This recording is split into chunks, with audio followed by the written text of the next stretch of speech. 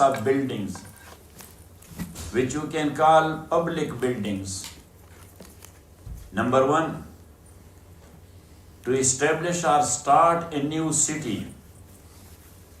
Number two, to establish masjid.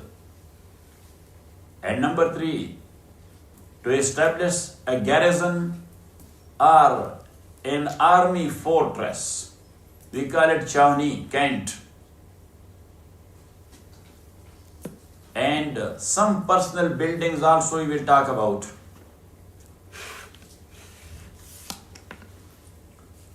Rasulullah sallallahu alaihi wasallam, in his time and in the time of Abu Bakr radiyallahu ta'ala an, the lifestyle was very simple. And their priority was simplicity. But when lot of futuhat and conquest happened in the time of Umar radiyallahu ta'ala an, so a lot of wealth, booties and spoils of war were also coming into the hands of Muslims. Also when the Khilafat was getting extended to other areas,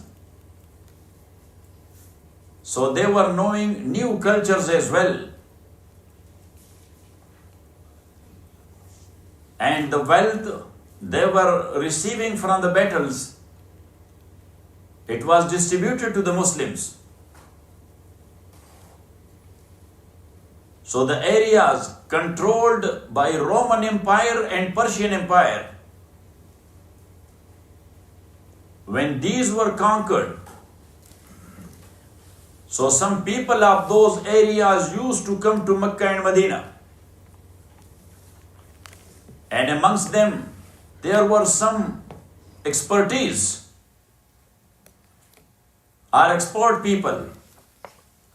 Now when the wealth is there and the skillful persons are there, then for sure you will be thinking of spending that wealth in a proper way by the hands of these mahara, skillful people. And that's why now the people started to build up big houses made of stones and rocks. In this regard, the house of Osman, that was exemplary.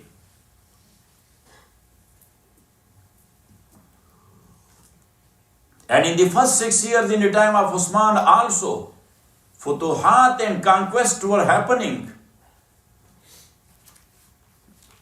So it means sources were getting enlarged.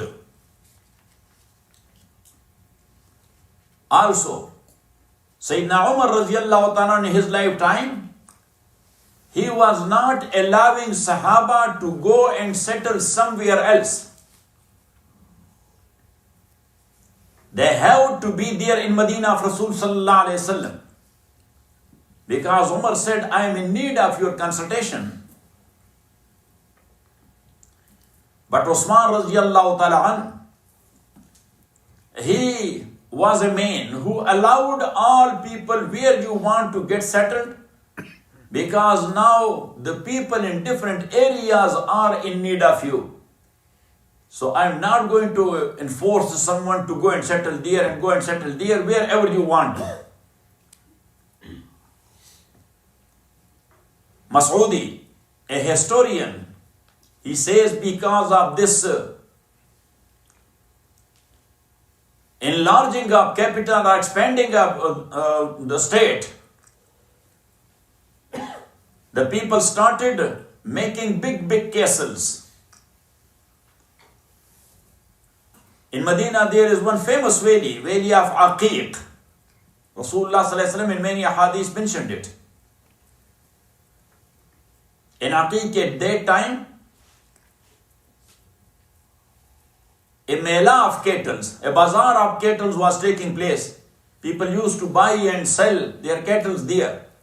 And that's why Rasulullah sallallahu alaihi wasallam in one hadith he said that who wants to go every day to the bazaar of Aqiq and to get a healthy, pregnant she-camel close to delivery, which was the utmost famous wealth to Arabs. So everybody said, everybody wants. And who wants to go and get 2? And who wants to go and get 3? They said, we want it. So Rasulullah sallallahu alayhi wasallam says, for akhirah, if you will recite 1 ayah of Quran, that is better than 1 pregnant she-camel. 2 ayah of Quran are better than 2 pregnant she-camel, and so on. So Aqiq is mentioned there. Miqdad ibn Aswad radiyallahu ta'ala an, close to Medina, there is a place, now that's part of Medina, Jaraf. He built up a very big house there.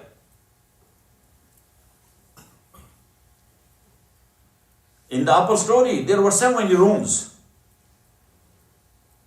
And Zubair ibn al-Awwam, who was a well-known businessman since the time of Jahiliyyah, and still he was doing business. So he made houses, 1 in Medina, 1 in Kufa, 1 in Fustat, and 1 in Alexandria. For the structure, they used to have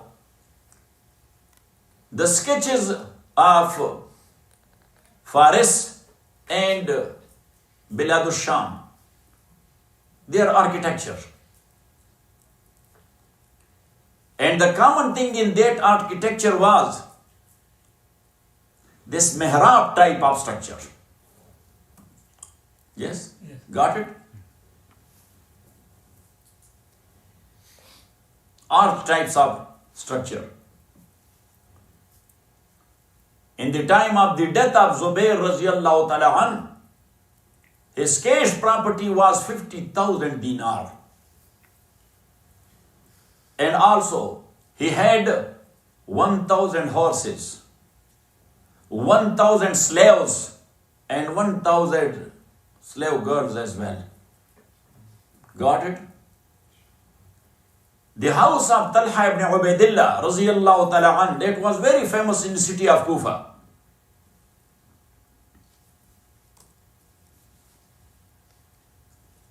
His income for every day only in Iraq was 1,000 dinar. Dinar is golden coin. Got it? Yeah. Which is close to 8-9 grams. Yes, so 1,900 grams every day. Also in Sarat, that's a place, he had a big property. In Medina Munawwara, he made his house from bricks and the wooden work was that of oak tree. Abdurrahman ibn Auf radiyallahu ta'ala built up a very vast house. At once he had 100 horses, 1,000 camels, 10,000 lambs and goats.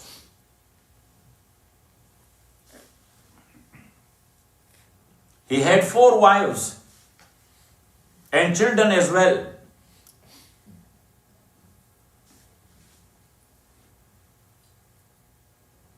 So as you know that when 4 wives and children are there, so every wife is taking how much? Say. 8 or 40. 1/4 of 1/8, which is 1 out of 32. 1 out of? That's why you are in need of Al-Faraiz. Got it? Law of inheritance. Now we are starting, inshallah. Then Mawli Ahmad and Mawli Uzair and other Mawlis also will show up. Because that is such a science which Rasulullah sallallahu alaihi wasallam says, Allah will take back all the knowledge of deen, and the first portion of that is ilmul Mirath. That there will be ulama, they will not be knowing that how we can solve an issue of ilmul Mirath. So, wife, maybe 1, 2, 3 or 4th, their share is not getting increased than 1/8. Got it? Yes. When the deceased, he has the children. So now the wife or the wives, collectively, they will take 1/8. So now if they are 4, so distributed by 4, so 1 out of 32. Got it? So every wife of him, she got 84,000 dinars. So just multiplied by 32. Sayyid ibn Musayyib radiyallahu ta'ala anhu says that the taraka means left behind. After death, whatever left behind. So Zayd ibn Sabit radiyallahu ta'ala anhu, his currency, it was 100,000 dinar when he died. That was the currency, the coins. And other gold and silver, he said that he had that much because he was a great mujahid. So every time he was getting a lot of big portion. Yes? Yeah. That with sledgehammer, they were breaking it and distributing it. Ya'la ibn Umayyah, raziyallahu ta'ala an, in case he had 500,000 dinars, and he left so many loans towards people which was not less than 100,000 dinar as well.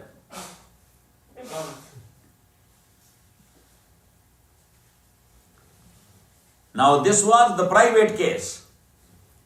Now the cities.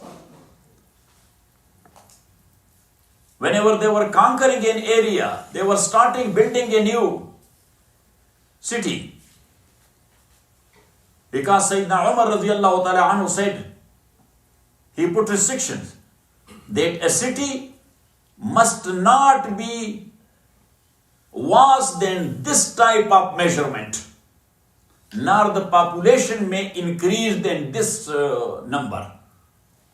He said, because you have to keep everything under eye. He said, big cities are not controllable. He was right. What a man he was.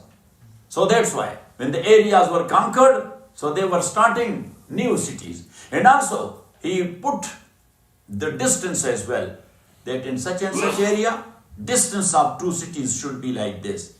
In such and such area, the distance should be like this and this. What a planner he was. Yes, this counting of people, census. It is called census. So this census started by Umar radiyallahu ta'ala anhu. That how many people are there in the Khilafat, got it? How many men? How many women? How many children? What are their sources? How is their livelihood? Who need help of the state? Keeping everything there. Got it? So the first ever city in this regard, we will mention Basra, which is our most famous city in Iraq. Naturally, the Arab were in love to live there in Sahara and desert. They were not in love with living in big cities or congested cities. But Sayyidina Umar put one condition, that whenever you are starting a new city, so between me sitting in Medina and between that city, there may not be any ocean in between. Because whenever I want to go there, so I can go there very easily. Got it? Or whenever I want to send an army there, so their movement should not be a difficult one. So Utbah ibn Ghazwan, in Rabiul Awwal 16 Hijri, he started building that city.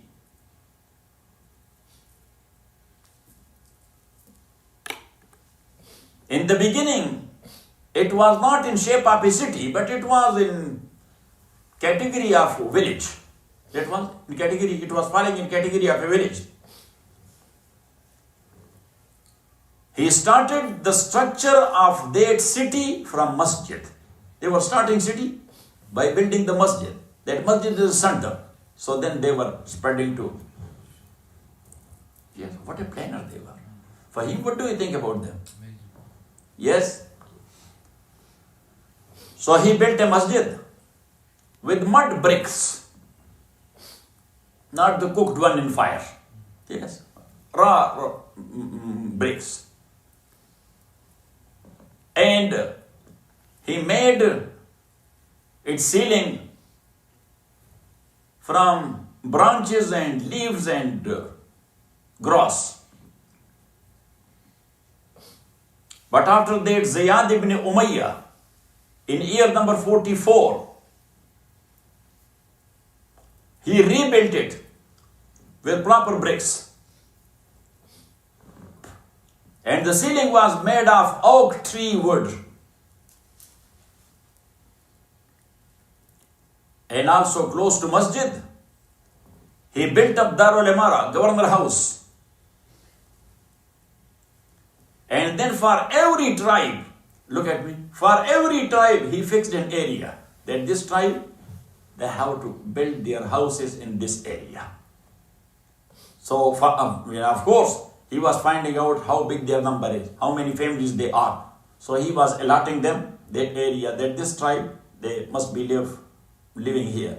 This tribe, they should live here. This tribe behind that in that area. Got it? And in every zone or mantiq of every tribe, there was a masjid of them and also a cemetery. That this is the masjid of this tribe and the cemetery of this tribe.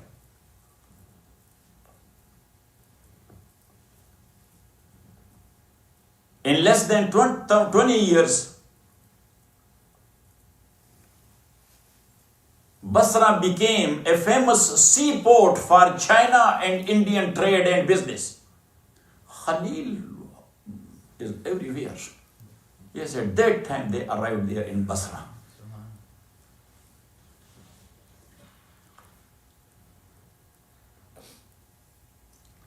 In Ubla, in Persian Gulf, that's an area that was actually an exchange for Sharq and Gharb, for East and West. They were passing from East towards West and West towards East. So in the beginning there were two tribes, Rabi'a and Muzar. But later on some Chinese and Indians also they settled there. And that's how the new literature and the Greek philosophy started there from. وصلى الله تعالى على خير خلقه محمد وآله وصحبه أجمعين برحمتك يا أرحم